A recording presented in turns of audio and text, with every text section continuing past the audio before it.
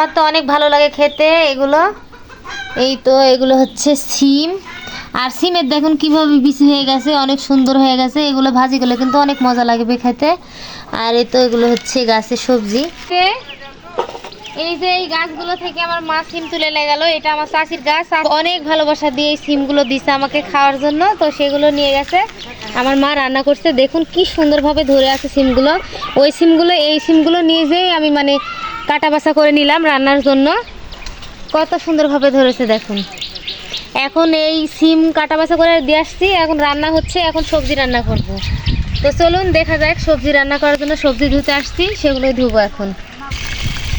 এই তো এই সবজিগুলো এখন নিয়ে যেয়ে ধুয়ে পরিষ্কার করে নিয়ে যেয়ে দেবো সবজি রান্না করার জন্য। আমার মা রান্না করছে সিম ভাজি। তো মায়ের কষ্ট দেখলে আসলে মেয়েরা থাকতে পারে না। মায়ের বাড়ি এসেও মানে মায়ের কষ্ট দেখে মায়েকে একটু কাজে কাজে হেল্প করছি।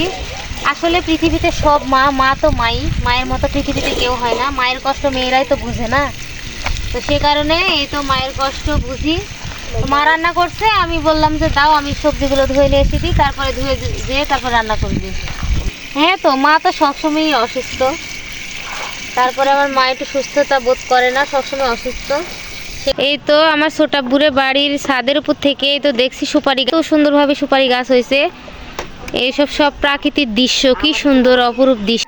আর এই যে দেখুন গ্রাম অঞ্চলেও কিন্তু ড্রাগন ফলের গাছ হয়। এটা আমাদের চাচা, ছোট চাচাদের মানে ছাদে গাছ লাগিয়েছে। এটা থেকে কিন্তু অনেক হচ্ছে ড্রাগন ফল খাওয়া হয়েছে। এই তো দেখুন পেঁপে গাছে কি সুন্দরভাবে পেঁপে ধরে আছে, মাশাআল্লাহ।